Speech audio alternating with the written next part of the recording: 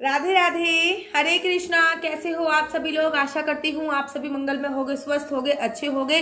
तो सर्दियां आ चुकी हैं और सर्दियों में जैसे हमारा रूटीन चेंज होता है वैसे ही हमें अपने बाल गोपाल, लड्डू गोपाल का भी रूटीन बदलना चाहिए।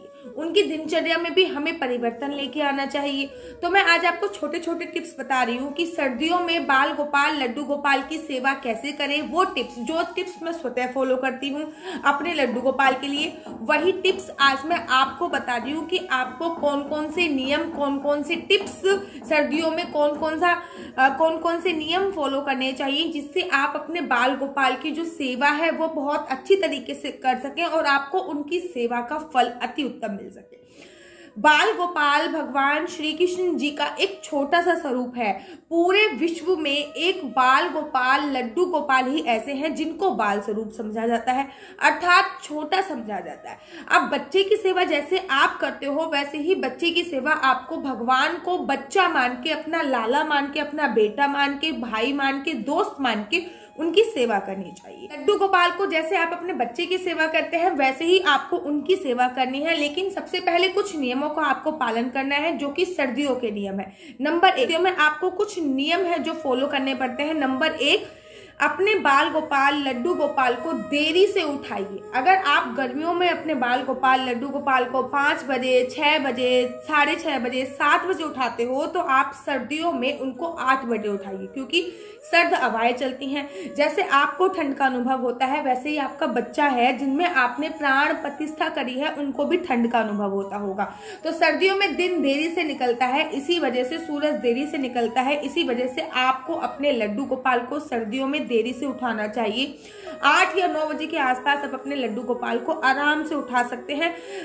अगर आपको जल्दी उठने की आदत है तो फिर आप अपने लड्डू गोपाल को 7 या 8 बजे, 7 बजे से पहले सर्दियों में आप अपने लड्डू गोपाल को ना उठाइए। नंबर 2, आप अपने लड्डू गोपाल को धूप निकलने के बाद धूप में बैठा के स्नान कराइए, जैसे आप अपने बच्चों को कराते हैं।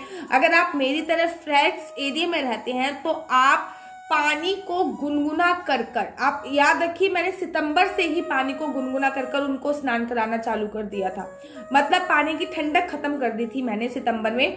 फिर अक्टूबर में मैं पानी को हल्का सा लाइट वार्म करने लग गई थी और अब मैं वार्म पानी से लड्डू गोपाल को नहलाती हूँ। तो आपको याद रखना है कि पानी को आपको हल्का सा गुनगुना कर लेना है, हल्का सा गर्म कर लेना है। जिस भी पानी से आप अपने लड्डू गोपाल को नहला रहे हो उस पानी को गर्म करने के बाद आप उसमें तुलसी के 1-2 दल अवश्य डालिए। कहते हैं मार्गशीर्ष के महीने में, और मार्गशीर्ष के महीने में किसी भी सप्त नदियों में से, किसी भी देव नदियों में तुलसी का दल डाल के अगर हम लड्डू गोपाल को स्नान कराते हैं तो हमारी मन वांछित इच्छा पूरी होती है। तो फिर इस मौके का आप फायदा उठाइए। वैसे भी आप तुलसी दल डाल के अगर कन्हैया जी को गर्म पानी से स्नान कराएंगे तो उत्तम और अति उत्तम माना जाता है। उस पानी को आप लोग क्या करते हो मुझे कमेंट में बताइए। मैं उस पानी को चन्या में समझ के स्वतः भी धारण कर लेती हूँ और अपने हस्बैंड को भी मैं धारण करा लेती हूँ। उसके बाद आगे बात बढ़ते हैं कि गर्म कपड़े की। जैसे हमें सर्दी लगती है वैसे उनको भी सर्दी लगती है। आप उनके लिए स्वेटर, उनके गर्म कपड़े, उनका टोपा, उनके बनियान, उनके मोजे का इंतजाम करके रखिए। आप उनके लिए ये नहीं कि आपने ऊपर से एक शॉल उड़ा दी, बात खत्म नहीं। उनके जो पोशाक आते हैं, उनके जो वस्त्र आते हैं वो भी गर्म होने चाहिए। अगर मैं आज की बात करूं तो मेरे लड्डू गोपाल ने आज अभी भी इस समय पर पीले वस्त्र धारण कर रखे हैं आज उन्होंने, और पीले रंग के गर्म वस्त्र जो कि हमारी एक आंटी जी थी उन्होंने बुनकर दिए थे वो वस्त्र धारण करे हुए हैं। तो गर्म उनको कपड़े जरूर पहनाइए। उनके कान ढक के रखने की हमेशा कोशिश कीजिए। और हाँ, सर्दियों में लड्डू गोपाल को, वैसे भी मैं इत्र हमेशा लगाती हूँ लड्डू गोपाल को, लेकिन सर्दियों में इत्र जरूर लगाइए क्योंकि जो इत्र की तासीर होती है वो गर्म होती है। जब लड्डू गोपाल को आप इत्र लगाओगे तो उसकी तासीर गर्म होती है। अब इत्र आपको लड्डू गोपाल को कहाँ पे लगाना है, उनकी कलाई, इत्र हमेशा कलाई पे लगाया जाता है, यहाँ पे या फिर कान के पीछे लगाया जाता है, जिससे आपके पूरे शरीर में खुशबू रहे और आपकी पूरी बॉडी में से हीट प्रोड्यूस होती रहे। तो सर्दियों में आप उनको इत्र जरूर लगाइए। सर्दियों में आप उनको किसी भी तेल की, आप लोग कहते हैं सर्दियों में हम किस तेल की मालिश करें, तो अगर आपको भी ये आदत है कि आप अपने लड्डू गोपाल को स्नान कराने से पहले तेल की मालिश करते हैं तो सर्दियों में आप मूंगफली का तेल ले सकते हैं, आप तिल का तेल ले सकते हैं, आप जैतून का तेल ले सकते हैं। इस तेल की मालिश करके आप अपने लड्डू गोपाल को स्नान करा सकते हैं। विशेष ध्यान दीजिए, नारियल का तेल से सर्दियों में मालिश मत कीजिए और सरसों के तेल से कन्हैया जी को मालिश करी नहीं जाती है। स्नान कराने के बाद, वस्त्र पहनाने के बाद अब बात आ जाती है कन्हैया जी के श्रृंगार की। कन्हैया जी को चंदन अत्यधिक प्रिय है, लेकिन सर्दियों में आप पीला चंदन अवॉइड कीजिए कन्हैया जी के लिए। अगर आप चाहते हो तो आप गोपी चंदन से कन्हैया जी का तिलक कर सकते हो, क्योंकि गोपी चंदन ठंडा नहीं होता, लेकिन आप पीला चंदन जो घिस के चंदन यूज किया जाता है वो चंदन ठंडा होता है। या फिर लाल सिंदूर का आप तिलक कीजिए, मतलब लाल वाला जो ये होता है, लाल वाली रोली होती है, इसका तिलक कीजिए। या फिर गोपी चंदन जो सफेद रंग का होता है, आप कन्हैया जी को उससे तिलक कर सकते हैं। लेकिन जो घिसने वाला चंदन होता है, आपको मेक श्योर सर्दियों में आप उसको अवॉइड कीजिए। वैसे तो श्री कृष्ण जी को वो बहुत पसंद है, लेकिन मैं सर्दियों में इसको अवॉइड करने की बात करती हूँ। अब नहलाने धुलाने के बाद आपको आरती करनी है। आरती करने के तत्पश्चात बात आती है उनके भोग की। तो सर्दियों में आप उनको कुछ ऐसी चीज दीजिए जो वार्म हो, जो गर्म हो। अब आप कहोगे दीदी गरम गरम, जैसे कि मैं आपको प्रेफर करूंगी कि आप जब भी उनको दूध का भोग लगा रहे हो तो उसमें केसर डालिए। तो आप कहोगे दीदी हम इतनी बड़ी हमारी कैपेसिटी नहीं है, केसर नहीं है, तो आप उसमें एक चुटकी हल्दी का भी उपयोग कर सकते हैं। आप उनके लिए तिल लेके आइए, ड्राई फ्रूट्स लेके आइए, आप उनके लिए एक एक बादाम दे सकते हैं। अगर आप कहो कि दीदी हमारे में इतनी सामर्थ्य नहीं है कि हम ड्राई फ्रूट दे सके, तो मूंगफली के जो दाने होते हैं आप लड्डू गोपाल को वो दे सकते हैं। आप तिल दे सकते हैं, मतलब जो भी उनके नाम के लिए आप गरम लड्डू बना के रखिए, ठीक है। बहुत सारे आपको गरम लड्डू मिल जाएंगे। आपको ड्राई फ्रूट्स गोंद के लड्डू, गाजर का हलवा। सर्दियों में आने वाली फल सब्जियों का भोग आप लड्डू गोपाल को लगा सकते हो। इस सर्दियों में आप गुड़ का भोग लगाइए। आप दूध में चीनी डालने की जगह लड्डू गोपाल को गुड़ और जरूर और अवश्य दीजिए। आप तिल के लड्डू का भोग जरूर लगा सकते हैं। यह सभी सर्दियों के मौसम में खाने वाली चीजें होती हैं जो आपको विधिवत अर्पित करनी है। वो आप पे डिपेंड करता है कि आप कितने बजे भोग लगा रहे हो, कब भोग लगा रहे हो, रात को भोग लगा रहे हो, दिन में भोग लगा रहे हो, कैसे भोग लगा रहे हो, वो आपकी श्रद्धा के ऊपर निर्भर करता है। उसमें मैं आप लोगों को कुछ भी नहीं बोलूंगी, वो आपकी श्रद्धा के ऊपर है कि आप कैसा भोग लगा रहे हो। अब बात कर देते हैं, जब हमारा उनका भोग हो गया तो फिर आप दोपहर के वक्त उनको जरूर धूप में बैठाइए, थोड़ी सी देर के लिए ही सही उनको धूप में बैठाइए।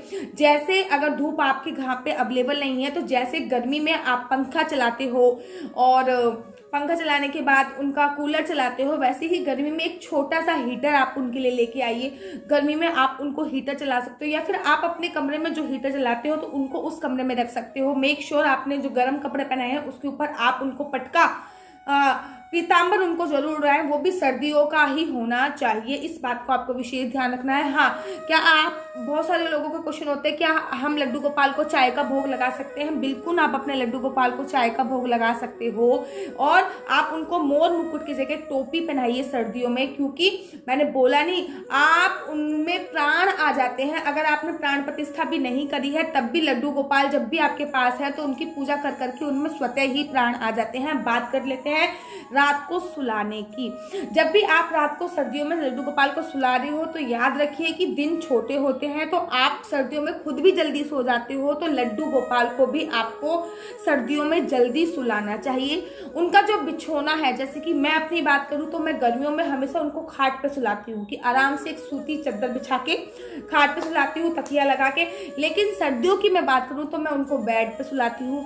बेड के नीचे भी मैं बेड पे पहले गद्दा लगाती हूँ, फिर मच्छरदानी लगाती हूँ, फिर जाके मैं उनको सुलाती हूँ। ऊपर से उनके एक ऊनी मेरे पास शॉल है वो डालती हूँ जो कि लड्डू गोपाल की है। तो आपको लड्डू गोपाल के गरम बिछोना जरूर लेके आना है। उनका जो सोने का सामान है, बेड है, अगर बेड पे नहीं सुलाते, आप जैसे भी सुलाते हो वो आपकी श्रद्धा के ऊपर निर्भर करता है। लेकिन आपके जो बिछाने का सामान है, मेक श्योर फिर वो गर्म होना चाहिए।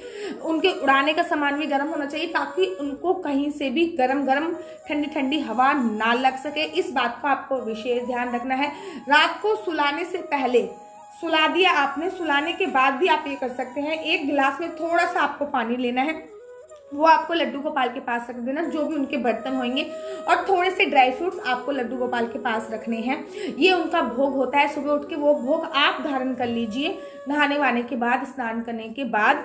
और मेक श्योर कि आपको हमेशा लड्डू गोपाल को सर्दियों में गरम गरम ही खाना खिलाना है, गरम गरम खाने का ही भोग लगाना है। एक बात याद रखिए, लड्डू गोपाल को लहसुन प्याज के खाने का भोग नहीं लगता है, तो आप उनको लहसुन प्याज का खाना कदाचित मत दीजिए। ऐसा खाना उनको दीजिए जिसकी तासीर थोड़ी सी गर्म हो। आप ऐसा खाना उनको दीजिए जिनकी तासीर गर्म हो, क्योंकि सर्दियों में हीट की आवश्यकता पड़ती है। बाकी लड्डू गोपाल की सेवा करते वक्त आपको 10 बातें याद रखनी चाहिए। वो 10 बातें मैं आपको पहले भी बताई हैं।